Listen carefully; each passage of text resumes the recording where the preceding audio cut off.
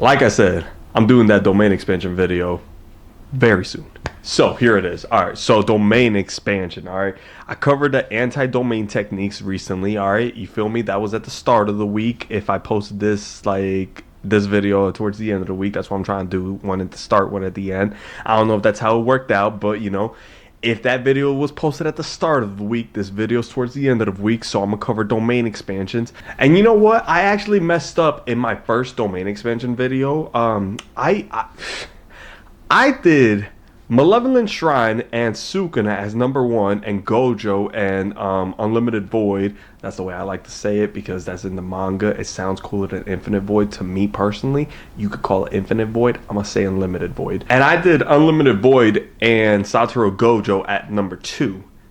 That was a mistake. And you know why that's a mistake is because I was judging off my whole point to why Malevolent Shrine was number one was because of the skill of the user and not the actual domain. And that's wrong. And I apologize because I actually, when I realized that, when I came to that conclusion, I hit up my group chat and I was like, yo, I am so wrong because X, Y, and Z. And they were like, yeah, no, that's not right. Like Gojo's domain is better. And I'm like, yeah, no, I get the domain is better, but I personally think that the user isn't better than the user of Malevolent Shrine, personally. And I'm going to back that up in a separate video of domain expansion users ranked and explained. But this is just domain expansions ranked and explained. So here we go, right? And I'm thinking about doing one about aura. Who's got the best aura in his domain? You feel me? But that's a whole other topic. So let's talk about this one, right? Domain expansion. So if you watch the anti-domain technique video, then you understand the whole purpose of a domain expansion for the gist of it, right? I'm going to elaborate a little bit more on it in this video. But if you watched that video recently, then you kind of get where we are, so you can kind of skip ahead. So domain expansions is your innate domain, which is basically the space in your brain, basically your happy place, or whatever you think about in there. For Sukuna, it's like, a shrine where he's just basically sitting like this all day. That's his innate domain. It's just that, we see it more when he opens his domain. It's your innate domain coming to life in a separate space. That separate space is a barrier because there's two parts to a domain expansion. There's the barrier that is your innate domain. That barrier carves out a space in reality for you. It usually looks like a black orb in the shape of in the shape of a circle. That's what an orb is. Or I guess a spear. Anyways, and it's about roughly the size of a room, if not maybe like a small building, like a small house, for example. Depends on the person casting the domain. They have been shown to be different sizes.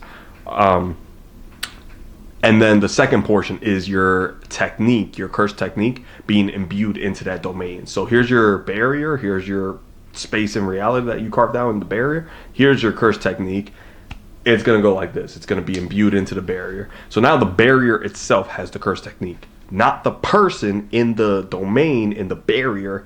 That person is not casting the technique anymore. That technique is in part of your barrier. So whatever cursed energy I use to create the domain expansion, that's it. I don't have to use any more to hit you with my technique, which my technique will always hit, is what we're going to get into now. Sorry, there's going to be a cut. I yawned. So that's what we're going to get into now, is the whole pros of why you're going to actually cast a domain. Like, first off, you need to, I left this out. To cast your domain, you need some type of hand sign, like anything. Like, you do a hand sign, you cast your innate domain, you hit them with one of these, you cast the domain expansion, boom. Now we're both in my domain. Great. Why did I just do this? Well, first off, you get a buff in stats. So basically, say my attack power is 50, right?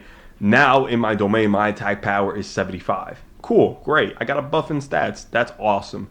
The second reason is your curse technique is going to have a sure hit factor. So now, whatever your curse technique is, say it's Malevolent Shrines, Dismantle, and Cleave, it's always going to hit. It's going to hit 100% of the time. No excuse unless they use an anti-domain technique, which I'll get into in a little bit, real roughly, because I did a whole video about that. So if you want to know a lot about it, go to that video. You're not gonna get a whole you're not gonna get a detailed list here, all right? You are about domain expansions, but not about the anti-domain techniques, because that's why I do those videos. The other thing is, so your sure hit effect, that means that no matter what, your attack lands. No matter what. All right, cool. Cons to domain expansion, because there's some serious ones. If you have a lethal domain, which there are lethal and non-lethal, not anti-lethal, non-lethal. A lethal domain means a domain that has a sure hit that will instantly win you the match. What do I mean by that? It's gonna unalive your opponent. It's gonna absolutely make them control alt delete. It's gonna make them hit the off switch. It's gonna make them turn off the lights. It's gonna make them see their creator. Whatever you want to say, it's gonna make them do that. That is a lethal domain. All right. They are more common now in JJK than back in the day, because back in the day they used to use non-lethal domains, which non-lethal domains basically grant you the buff and stats and make it that you have an advantage over your opponent. So like if you were, for example, Hikari, right? Hikari has a sure hit factor of, which I'll get into when we are ranking them, of giving your opponent all the information of his domain expansion. That's the sure hit factor. Now, his actual domain expansion is basically gambling, and if he hits a jackpot, then he gets a certain benefit. That doesn't have a sure hit factor. It's a chance if he hits it or not. So because of that, it adds on to the ability, like the power of his domain, because if you add risk to anything in cursed energy, they get stronger. So that's given him a higher chance of not a higher chance, but like a stronger outcome, basically. So that's what a non-lethal domain is. All right, cool. Now you understand lethal and non-lethal domains. Let's get into the cons. So the cons of a domain expansion is, once it's finished, you're drained of cursed energy. So like if my cursed energy was at 100, like if I'm opening the fight, bam, hit a domain expansion, and I caught you into it, because you can hit a domain expansion and you don't catch the person in it. You feel me? Like you, bro. First off, let me tell you, to be able to select a target, say like there's 5 people in this room right now, and I only want to cast my domain expansion to hit one of them. Yeah, no. To select a specific target to cast your domain within is nearly impossible. Like, it is so difficult to be able to cast a domain expansion and only capture one person, or like select who you want to capture in it.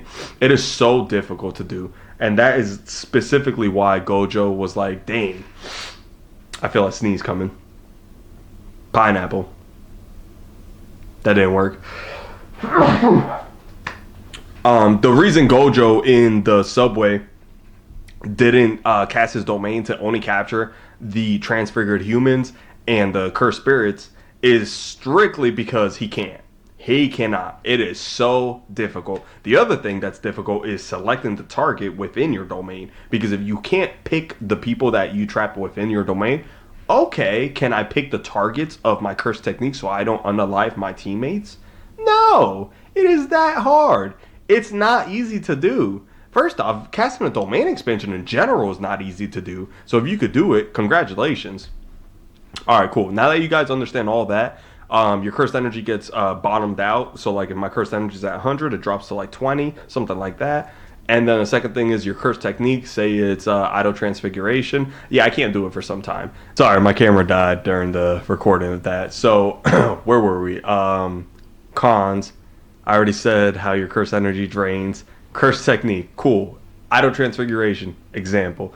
If I'm going to go use idle transfiguration after my domain, I can't. My curse technique is temporarily gone. I can't use it. Part of the fact of my curse energy being drained.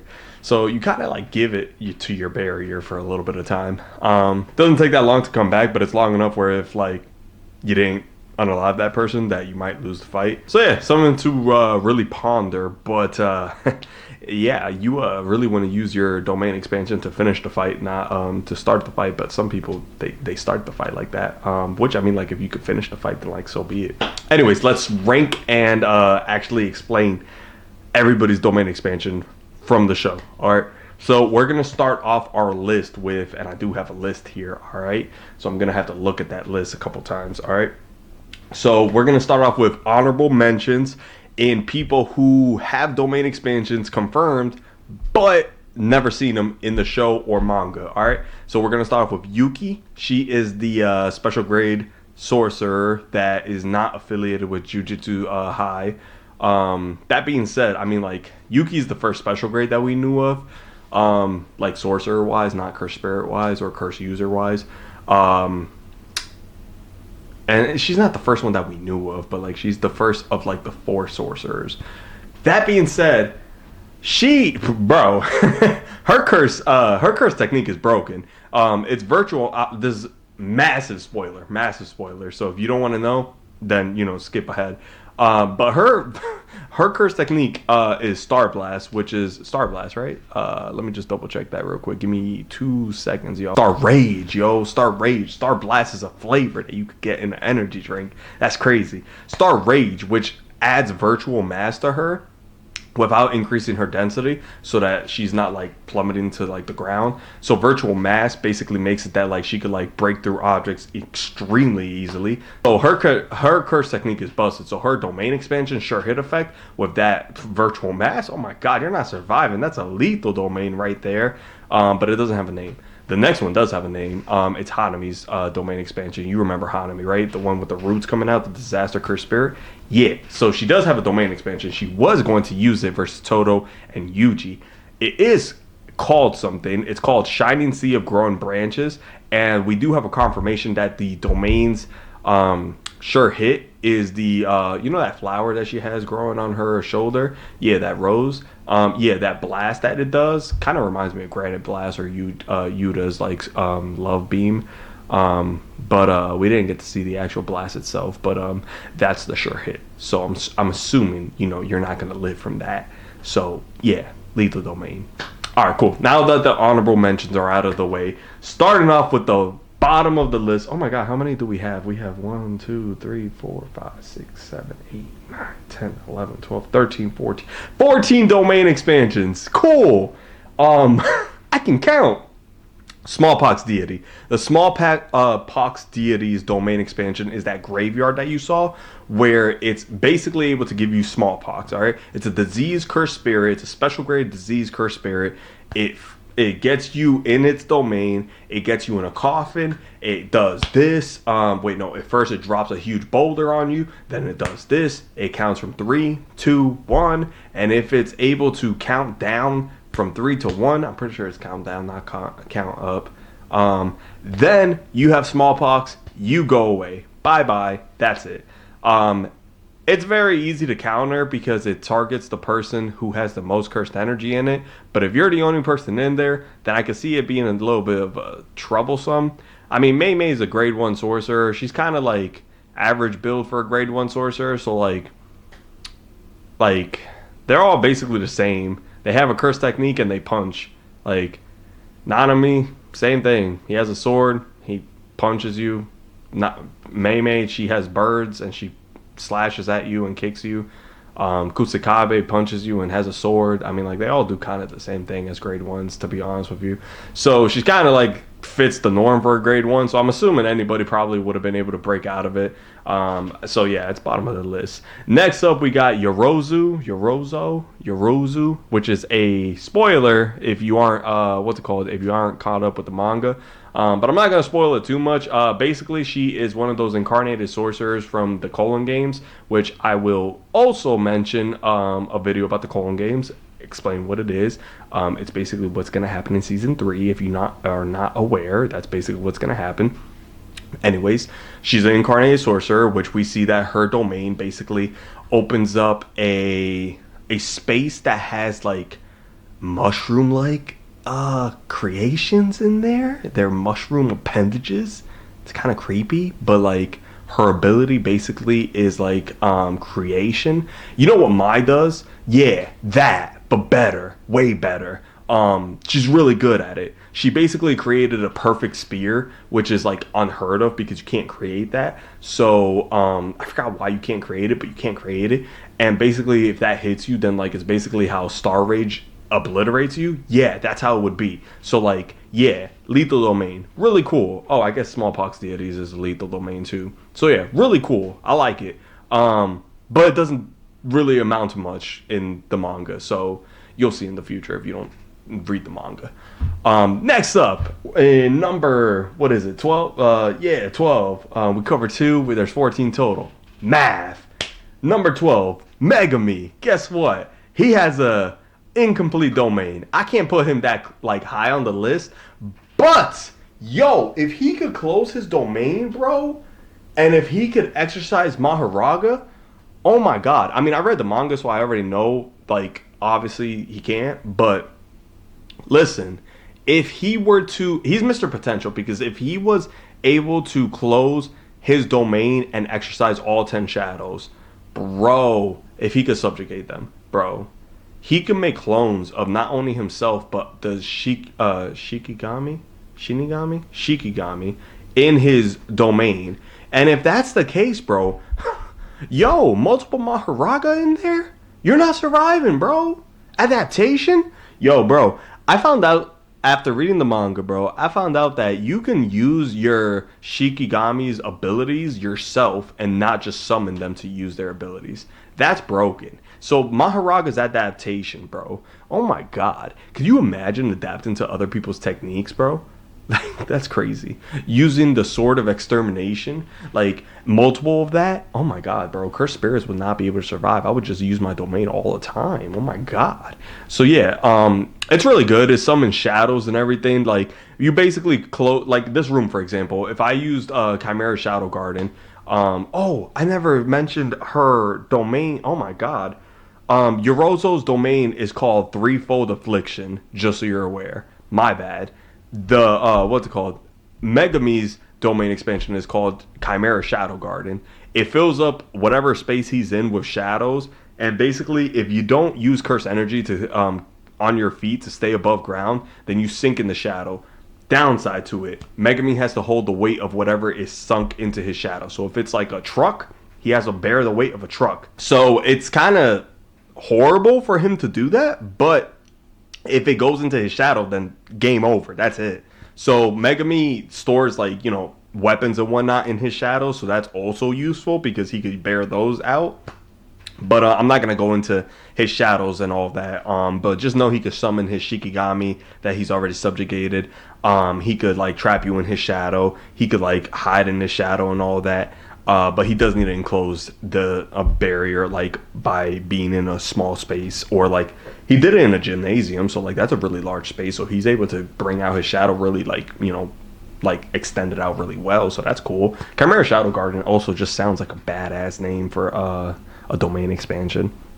All right, moving on, we have Dagon. All right, so Megami's is supposed to be a lethal domain, by the way, but like, I mean, like, it's not closed barrier, it's not a complete domain, so like, you know, it's not really a lethal domain because it doesn't have a sure hit effect that would actually unalive somebody. So it's just an incomplete domain. Dagon's is a lethal domain. We're talking about I gotta read this, bro. I really gotta read this. Horizon of the Captivating Skanda. Yeah, man, beautiful domain expansion. I would vacation there. I'd take the family. I mean, I wouldn't because I don't want us to all be unalived by Dagon. But I would take the family there if he wasn't gonna do that. Like if we got into a pact with each other, like a binding vow where I was like, "Yo, don't do anything to us. Let us just vacation here." And he was like, "Bet, don't litter." And I was like, "Bet, that's fine." I'd be cool with that. I'd be so valid with that. But yeah, no. He has Shikigami in here, which basically are huge sharks, piranha, all that, right? Eels, all that, bro. And they devour the target. But it is a beautiful, beautiful beach, ocean, island. It's great. I wish there was coconuts there. I would enjoy myself. I really would. His technique imbued in it is called Death Swarm. Yeah, that it lives up to the name. I don't know what to tell you. It you see it in the show, but like it's crazy.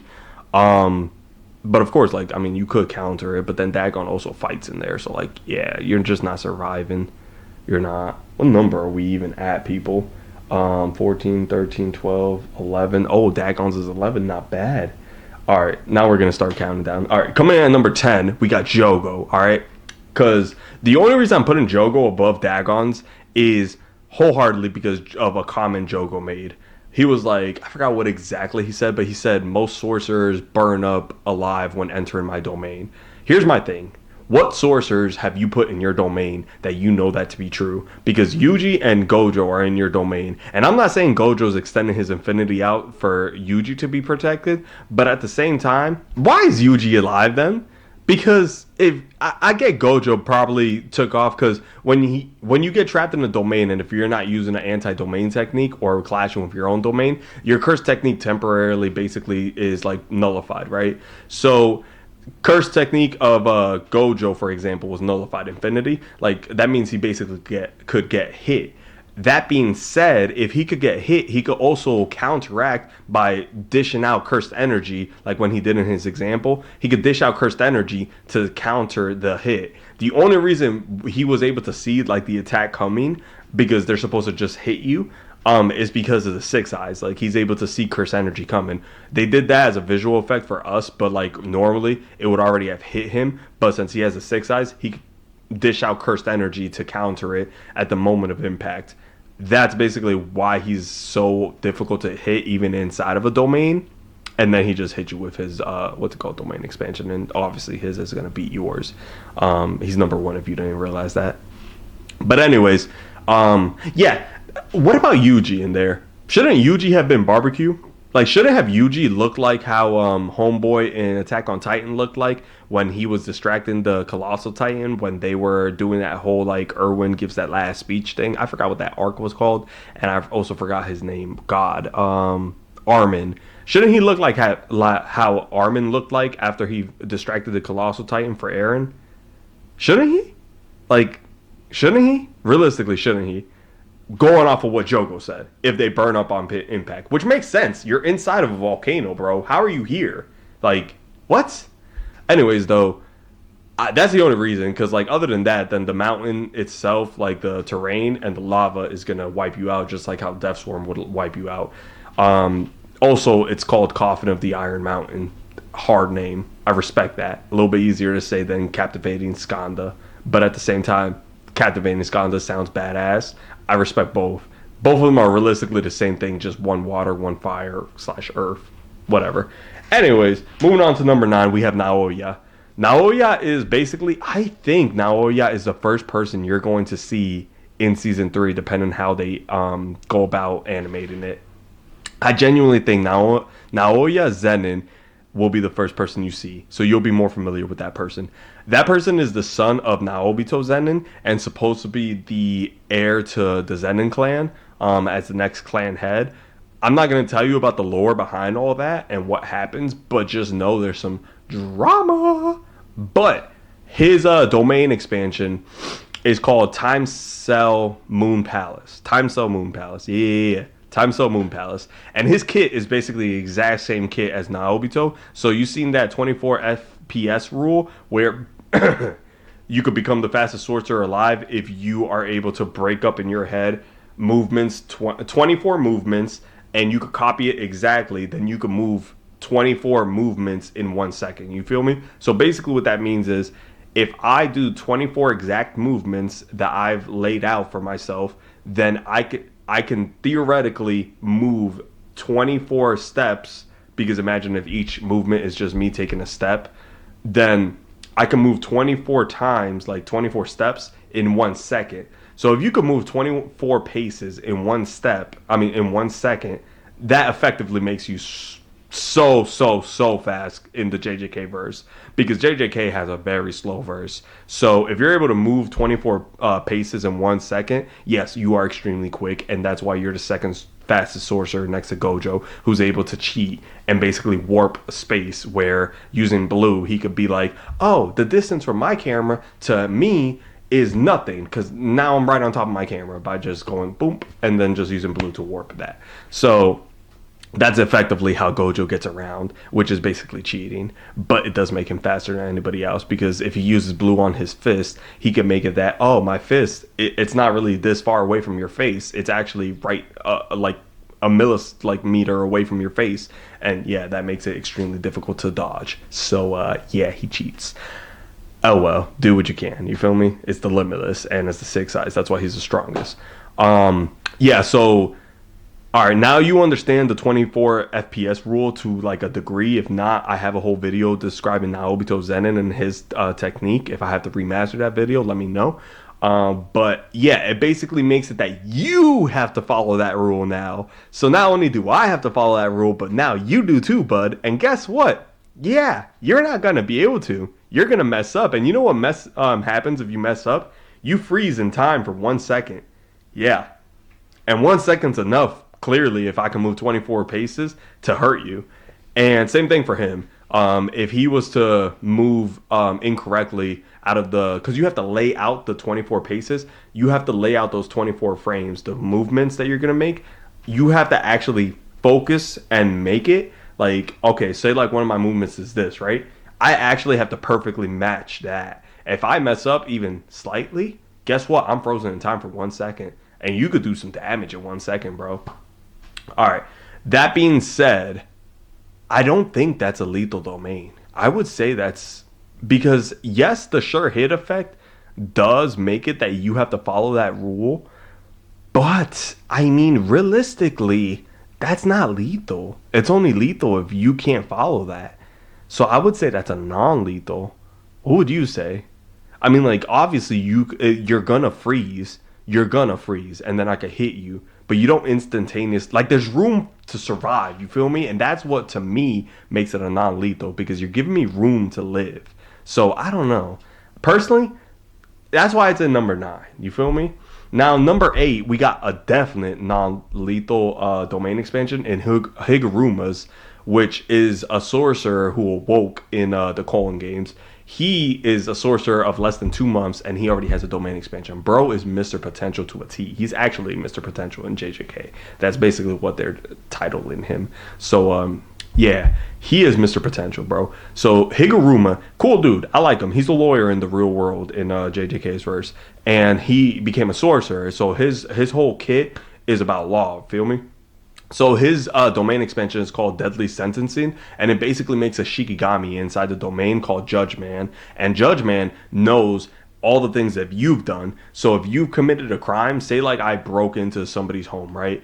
And I stole a peanut butter jelly sandwich. So if I broke into the home and I stole a peanut butter jelly sandwich, he could hit me with either burglary or theft. You feel me? So I personally, well, actually, no, I do know what he's hitting me with. We don't know until we go into the domain expansion. We don't know what crime I'm gonna get hit with. So I could get hit with anything, something very minor or something very severe, depending on the severity of the crime that I'm accused of.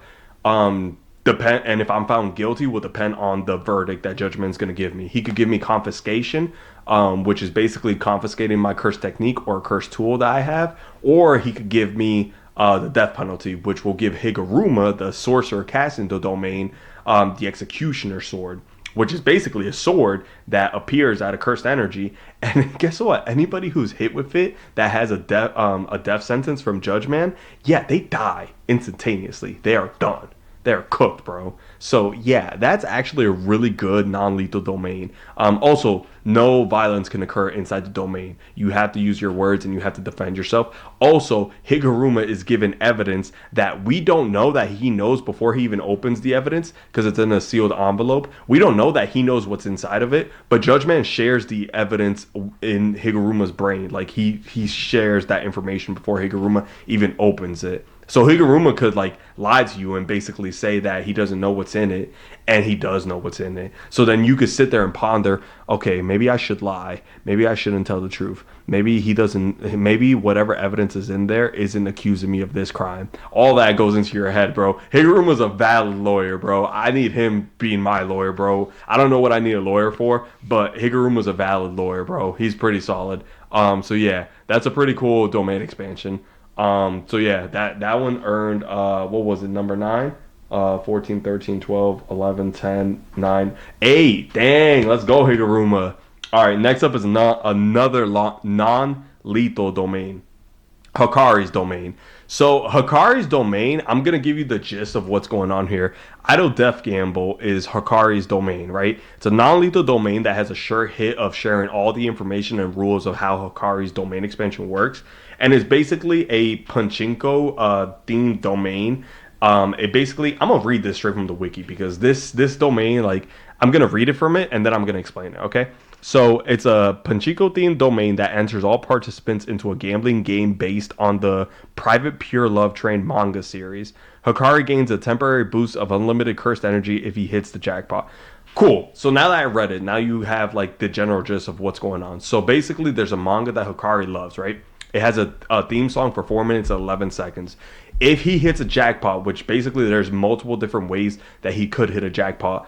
Like there's characters. It gives you a list in the manga. There's characters in that manga, and they all go through different scenarios, right? So say like one of them is boarding the train, right? Inside the domain, you're seeing this happen inside the domain. Say one of them is boarding the train. You guys are fighting.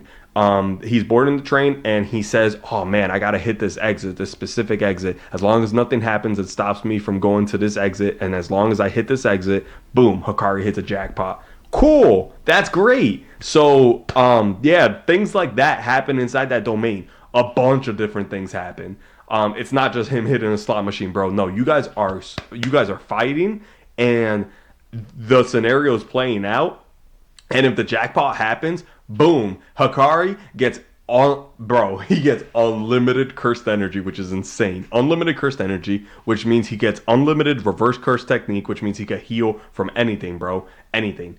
I mean, like if his head gets blown off, which is where cursed energy comes from, then I mean, cursed energy comes from your gut, and the reverse curse technique comes from your brain, and so does the domain expansion. So if that gets blown up, then you can't heal from that. But I mean, like I've seen Hikari heal from so much, I genuinely don't know if I would put a bet against him.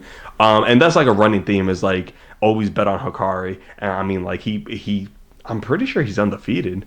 Yeah, Hikari hasn't taken a loss actually at all. That's crazy, bro. Yeah, no, Hikari's goated. He's goated. He's a gambling addict, but he's goated. Yeah, so that's basically the domain. It's so creative, bro. I love it. It's really creative and really confusing. I could go in massive detail about it, but realistically, you should just read the manga because the amount of detail he goes into that is absolutely insane. But yeah, basically he gets unlimited reverse curse technique. There's a song playing in the background for 4 minutes 11 seconds. That's how long the theme song is for the manga, so that's why it's 4 minutes 11 seconds. Once that song runs out and that time runs out, Hikari's back to being like a normal person, could get unalived. But because he gets unlimited cursed energy and reverse curse technique, he can cast his domain as many times as he wants, and he could just continue to try to hit jackpots. There's also a very different scenarios inside his domain that increase the probability of him hitting jackpots. So he really like plotted all this out. So yeah, a great number 7 to our list of domain expansions. Coming in at number 6, we actually have Mahito's Idol Transfiguration. I'm gonna be real. It's so difficult to avoid Idol Transfiguration because it hits your soul. And if you aren't conscious of your soul, then I don't know how you're gonna block that. I mean, like simple domain will still block it, the domain sure hit attack, but this is what I don't get. Hang on. Yeah, I don't know how simple domain would block Mahito because he's like you're touching him in his domain. So like even if you use simple domain to block the guaranteed hit, he's still touching you. So like how does that even work? Because like he should be able to Idol Transfiguration you no matter what. So like, and you know what's so dumb to me is the fact that he used his domain expansion versus Mechamaru, and he still was able to. He had to not have used Idol Transfiguration to beat him. He couldn't have because his technique would have been finished at the what's it called after his domain ended. So there's no way that he was able to use his domain, like his curse technique on Mechamaru.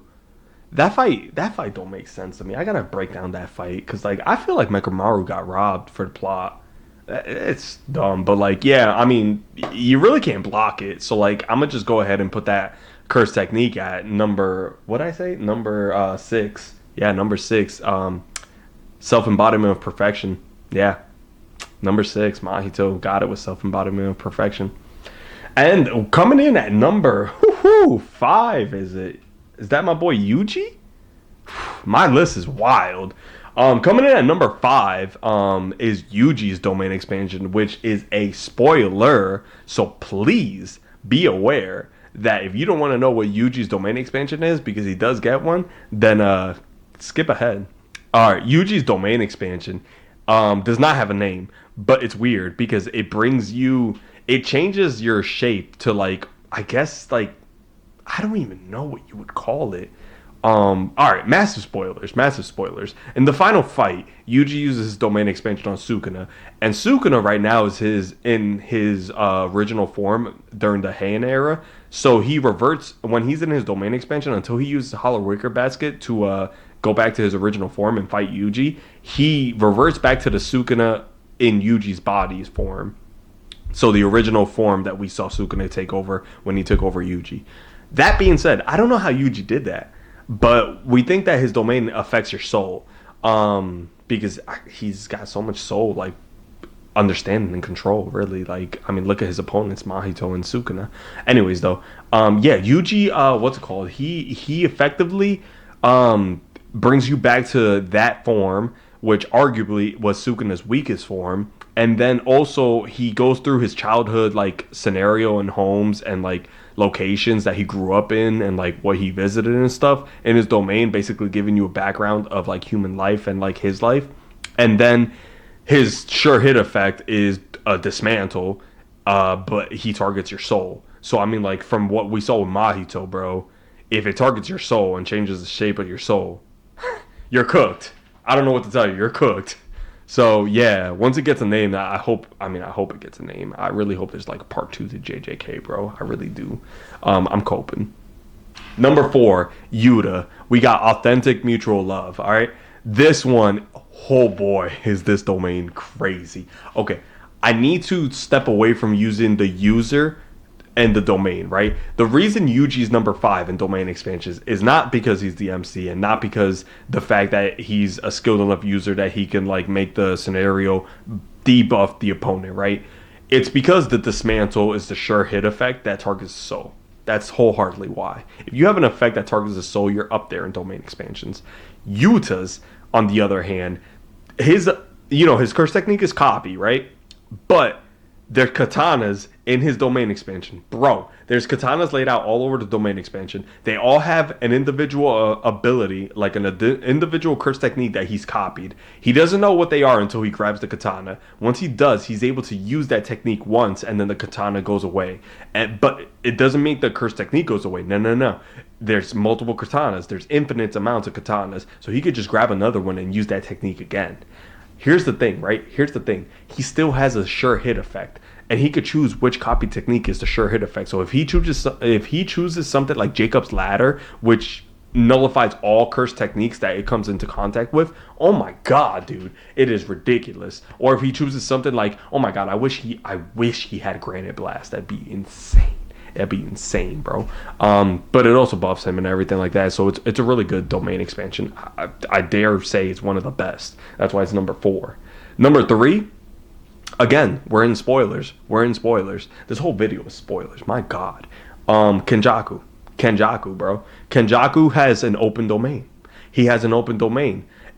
And here's the thing, bro. Here's the thing about his open domain, right? I am so much more comfortable with video and all this than before I went on this hiatus. I don't know what happened really, but like I just got more comfortable talking on the camera and everything. Before I was like being super like strict on myself and like doing all this stuff. I don't know what happened. I got just way more relaxed after like I think it was the stress of like my baby coming in to actually being a father and having my baby. Like he's 7 months old now. Like I love spending time with him. So like I think like that like honestly like relieves me of like stress and like makes me just happier. So like I think that's also what's helping with doing a better recording. Anyways though, back to Kenjaku, right?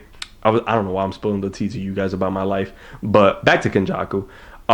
Womb Perfusion is his domain expansion's name. It's an open domain, but it wasn't that before. We know why, because Yuta shows us that what's it called? He explains to us Kenjaku's abilities, and he explains to us, without giving away too much, he explains to us that Kenjaku's abilities force him to use the technique the technique of the person he took over. So that being said, Yuta says that Kenjaku probably wait, what was it? Man, I messed up. So Yuta tells us that Kenjaku could use 2 curse techniques basically. So the one is not counting his own of taking over. So the one obviously is curse manipulation, and the other one was gravity control. I forgot what it exactly was, but it's like anti-gravity. It's really cool. That being said, Curse Manipulation's domain expansion had to be Womb Perfusion, which basically manifests this giant pillar of cursed spirits all like morphed into one. It's kind of like a human centipede type thing. It's really weird. But it basically makes it that his sure hit effect hits the target, yeah, it like blasts the target with like whatever it is that like his sure hit effect was.